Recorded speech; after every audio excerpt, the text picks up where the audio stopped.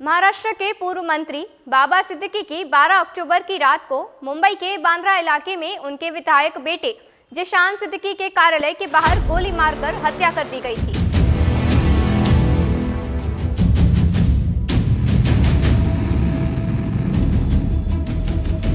हे 9:30 वाजताची जवळपास घटना घडलेली आहे। याच्यामध्ये श्री बाबा सिद्दीकी हे इंजर्ड झालेले आहे। त्यांना लीलावती हॉस्पिटलमध्ये पाठवण्यात आलेला आहे। तिथे इलाज चालू आहेत आणि 2 संदिग्ध लोक आम्ही ताब्यात घेतलेले आहेत। पुढची तपास तो क्राईम ब्रांच मुंबई करत आहे। बाबा सिद्दीकी याच्यावर गोळीबार झाला, अतिशय दुर्दैवी घटना आहे आणि त्या संदर्भात मी डॉक्टरांची अगोदर बोललो होतो आणि पोलीस आयुक्तांशी बोललो। त्यामध्ये 2 आरोपी अरेस्ट आहेत, एक यूपीचा एक हरियाणाचा आणि एक आरोपी फरार आहे। झालेली घटना अतिशय दुर्दैवी आहे। मी पोलिसांना निर्देश दिलेले आहेत की मुंबईमध्ये कुठल्याही परिस्थितीत कायदा सुव्यवस्था कोणी हातात घेता कामा नये, गँगवार वगैरह कोई डोकों पर काटता कामा नहीं, याच्यावर कडक कार्रवाई झाली पाहिजे। हालांकि हर जगह बाबा सिद्दीकी की हत्या एक चर्चा का विषय बना हुआ है। सभी जगह बस एक ही बात ने जोर पकड़ा हुआ है कि लॉरेंस बिश्नोई गैंग द्वारा बाबा सिद्दीकी की हत्या की गई है। मगर कोई भी मीडिया संस्था या सो कॉल्ड इन्फ्लुएंसर्स जो अपने आप को सच्ची जानकारी देने वाला कहते हैं, वह इस बात को कवर क्यों नहीं करते कि आखिर बाबा सिद्दीकी है कौन, क्या है उसकी एक खास तबके की मजबूत पकड़ का राज। बिहार से मुंबई आकर बसने वाला बाबा सिद्दीकी के पास लाखों करोड़ों की प्रॉपर्टी कैसे आई। बाबा सिद्दीकी के बारे में यह भी कहा जाता है कि बॉलीवुड में उसकी काफी मजबूत पकड़ थी।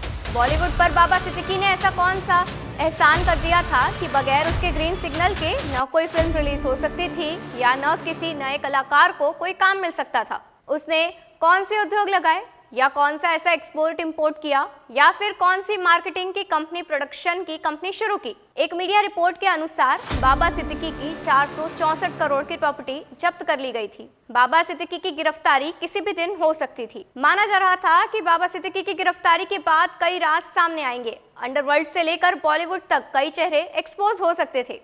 इसी बीच उनकी हत्या होना कई सवाल खड़े कर रहा है। वहीं केआरके ने दावा किया है कि दाऊद इब्राहिम ने ही बाबा सिद्दीकी की हत्या करवाई है। उन्होंने कहा डी कंपनी ने उन्हें 2 कारणों से खत्म किया होगा। पहला ये कि वह कुछ संपत्तियां नहीं छोड़ रहे थे और दूसरा यह साबित करने के लिए कि डी कंपनी अभी भी मुंबई में किसी को भी खत्म कर सकती है। केआरके के इस दावे के पीछे की सच्चाई क्या है, ये तो तभी पता चलेगा जब कोई सरकारी जांच एजेंसी केआरके से उसके इस दावे को लेकर पूछताछ करेगी। सवाल यह भी है कि क्या केआरके कहीं डी कंपनी से जुड़ा हुआ तो नहीं है। खैर, ये तो एक जांच का विषय है जिस पर आने वाले समय में सच्चाई सामने आ सकती है। बात करें बाबा सिद्दीकी के जीवन के बारे में तो बाबा सिद्दीकी का पूरा नाम बाबा जियाउद्दीन सिद्दीकी था। उसका जन्म बिहार के पटना में 13 सितंबर 1958 को हुआ था। बाबा सिद्दीकी के पिता का नाम अब्दुल रहीम सिद्दीकी और मां का नाम रजिया सिद्दीकी है। सूत्रों से मिली जानकारी के अनुसार बाबा सिद्दीकी ने बांद्रा में सेंट एनी हाई स्कूल से पढ़ाई की थी। बाबा सिद्दीकी की शादी शहजीन सिद्दीकी से हुई थी। उनके 2 बच्चे हैं, जिनमें एक बेटी जिसका नाम अर्शिया सिद्दीकी है और एक बेटा जिसका नाम जिशान सिद्दीकी है। जिशान सिद्दीकी भी अपने पिता के नक्शे कदम पर चलते हुए राजनेता बना। वर्तमान में जिशान सिद्दीकी बांद्रा पूर्व निर्वाचन क्षेत्र से विधायक हैं। हिंदुस्तान टाइम्स की एक मीडिया रिपोर्ट्स के अनुसार बाबा सिद्दीकी के पिता अब्दुल रहीम सिद्दीकी साउथ बॉम्बे फोर्ट में एक स्टॉल पर रिस्ट वॉच यानी हाथ घड़ी रिपेयर करते थे और बाबा सिद्दीकी ने सन 1977 में ही अपनी टीनेज में ही National Student Union of India join कर लिया था और वहीं से उनके पॉलिटिकल करियर की शुरुआत हुई थी। बाबा सिद्दीकी राजनीति में काफी एक्टिव थे। बाबा सिद्दीकी महाराष्ट्र राज्य में बांद्रा पश्चिम विधानसभा क्षेत्र के लिए कई बार विधानसभा के सदस्य यानी एमएलए चुने गए थे। वह साल 1999, 2004 और 2009 में लगातार 3 बार विधायक रहे। बाबा सिद्दीकी ने 1992 से 1997 के बीच लगातार 2 कार्यकालों के लिए नगर निगम परिषद के रूप में भी काम किया था। अपने राजनीतिक कार्यालय में वह मुंबई क्षेत्रीय कांग्रेस समिति के अध्यक्ष और वरिष्ठ उपाध्यक्ष के रूप में और महाराष्ट्र प्रदेश कांग्रेस समिति के संसदीय बोर्ड में भी कार्य कर चुके थे। 8 फरवरी 2024 को बाबा सिद्दीकी ने भारतीय राष्ट्रीय कांग्रेस की प्राथमिक सदस्यता से इस्तीफा दे दिया था, जिसके बाद 12 फरवरी 2024 को अजीत पवार के नेतृत्व वाली राष्ट्रवादी कांग्रेस पार्टी में शामिल हो गए। 1997 में एक किशोर के रूप में इंडियन नेशनल कांग्रेस में शामिल हुए बाबा सिद्दीकी ने उस समय के विभिन्न छात्र आंदोलनों में भारतीय राष्ट्रीय छात्र संघ के मुंबई के सदस्य के रूप में भाग लिया था। बाबा सिद्दीकी 1980 में बांद्रा युवा कांग्रेस के बांद्रा तालुका के महासचिव बने और अगले 2 वर्षों के भीतर इसके अध्यक्ष चुने गए। 1988 में वे मुंबई युवा कांग्रेस के अध्यक्ष बने, जिसके 4 साल बाद बाबा सिद्दीकी मुंबई नगर निगम में नगर परिषद चुने गए और 5 साल बाद फिर से इस पद के लिए चुने गए थे, जिसके बाद बाबा सिद्दीकी ने राजनीति में पीछे मुड़कर नहीं देखा। 1999 में बाबा सिद्दीकी बांद्रा पश्चिम विधानसभा क्षेत्र से विधायक चुने गए थे। वे 2004 और 2009 में फिर से बतौर विधायक चुने गए थे। उन्हें उस समय की महाराष्ट्र सरकार में खाद्य एवं नागरिक आपूर्ति, श्रम, FDA और उपभोक्ता संरक्षण राज्य मंत्री भी नियुक्त किया गया था। इकोनॉमिक्स टाइम्स के एक रिपोर्ट के अनुसार बाबा सिद्दीकी के चुनावी हल्फनामे के अनुसार उनके पास 76 करोड़ रुपए की संपत्ति थी। हालांकि उनकी संपत्ति की पूरी सीमा स्पष्ट नहीं है। आपको बता दें, वर्ष 2018 में ईडी ने उनसे जुड़ी 462 करोड़ रुपए की संपत्ति जब्त की थी। इनमें मुंबई के 33 अपार्टमेंट भी शामिल थे, जो स्लम पुनर्वास योजना से संबंधित भ्रष्टाचार और मनी लॉन्ड्रिंग के आरोपों से जुड़े हैं। बिजनेस टुडे के मीडिया रिपोर्ट्स के अनुसार सिद्दीकी का उत्थान 1988 में शुरू हुआ, जब महाराष्ट्र सरकार ने अपनी महत्वाकांक्षी झुग्गी पुनर्वास नीति शुरू की।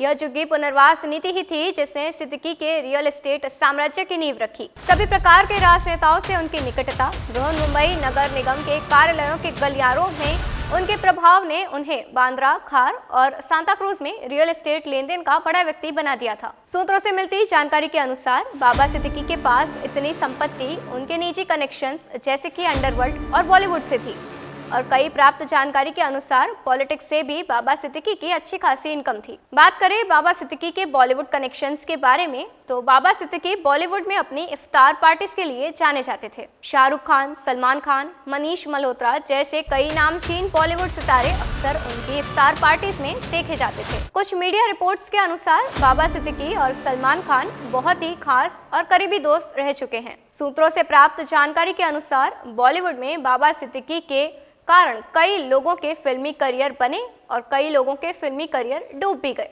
जानकारी के अनुसार बाबा सिद्दीकी के बॉलीवुड में बड़े सितारे जैसे शाहरुख खान और सलमान खान से काफी मजबूत मित्रता रह चुकी है। आपको बता दें, 12 अक्टूबर की रात को मुंबई के बांद्रा इलाके में बाबा सिद्दीकी के बेटे जिशान सिद्दीकी के कार्यालय के बाहर रात करीब 9:30 बजे अज्ञात लोगों द्वारा बाबा सिद्दीकी पर गोली चलाई गई थी। उन्हें फौरन ही मुंबई के लीलावती अस्पताल में भर्ती करवाया गया था, मगर वहां मौजूद डॉक्टर्स ने जांच के बाद उन्हें मृत घोषित कर दिया था। अगर मीडिया रिपोर्ट्स की बात माने तो लॉरेंस बिश्नोई गैंग ने इस मर्डर की जिम्मेदारी ली है, मगर इस बात की पुष्टि अभी भी मुंबई पुलिस द्वारा नहीं की गई है। इसी के साथ सोशल मीडिया पर वायरल हो रही एक पोस्ट के अनुसार एनसीपी नेता बाबा सिद्दीकी एक अच्छे इंसान नहीं थे और उनका भारत के मोस्ट वांटेड अपराधी दाऊद इब्राहिम के साथ संबंध था। ऐसा लॉरेंस बिश्नोई गिरोह के एक शूटर ने उत्तर प्रदेश के मथुरा में गिरफ्तारी के बाद दावा किया है। बाबा सिद्दीकी की हत्या इसीलिए की गई क्योंकि वह अच्छे इंसान नहीं थे। उनके खिलाफ महाराष्ट्र संगठित अपराध नियंत्रण अधिनियम के तहत आरोप लगाए गए थे। कहा जाता है कि वह 1993 के मुंबई बम धमाके के पीछे के व्यक्ति दाऊद इब्राहिम से जुड़े थे। लॉरेंस बिश्नोई गैंग के एक सदस्य की फेसबुक पोस्ट जो तेजी से वायरल हो गई, उसमें कहा गया कि गिरोह ने सिद्दीकी को बॉलीवुड अभिनेता सलमान खान से करीबी संबंधों और दाऊद इब्राहिम जैसे अंडरवर्ल्ड हस्तियों से कथित संबंधों के कारण निशाना बनाया। वहीं इस पोस्ट में सलमान खान के घर के बाहर गोलीबारी की घटना के आरोपी अनुज थापन का भी जिक्र किया गया था, जिसकी पुलिस हिरासत में आत्महत्या करने से मौत हो गई थी। पोस्ट के वायरल होने के बाद मुंबई पुलिस ने कहा कि वे इसकी सत्यता की जांच कर रहे हैं। फिलहाल बाबा सिद्दीकी की हत्या के मामले में मुंबई पुलिस जांच में जुटी है। लेकिन इन सब बातों से एक बात जो सामने आती है वह यह है कि बाबा सिद्दीकी भी कोई ऊपर वाले का भेजा फरिश्ता नहीं था। अपने समय में उसने दाऊद जैसे अपराधी का साथ देकर यह साबित कर दिया था कि वह कितना देश के साथ और कितना देश के विरोधी ताकतों के साथ जुड़ा हुआ था। बॉलीवुड में भी उसकी दखलंदाजी कम नहीं थी। वैसे अभी तक यह जानकारी नहीं मिल पाई कि बाबा सिद्दीकी के कितने व्यवसाय थे और उनकी आय के स्रोत कितने थे। लेकिन जो भी हो, बाबा सिद्दीकी की मौत पर कुछ लोग आंसू बहा रहे हैं तो कुछ लोग उसको मारने वालों की जमकर तारीफ कर रहे हैं। आपको क्या लगता है? क्या बाबा सिद्दीकी एक देशभक्त इंसान था या फिर उसे मारने वाले ने उसे मारकर सही काम किया? कमेंट में अपनी राय जरूर दें।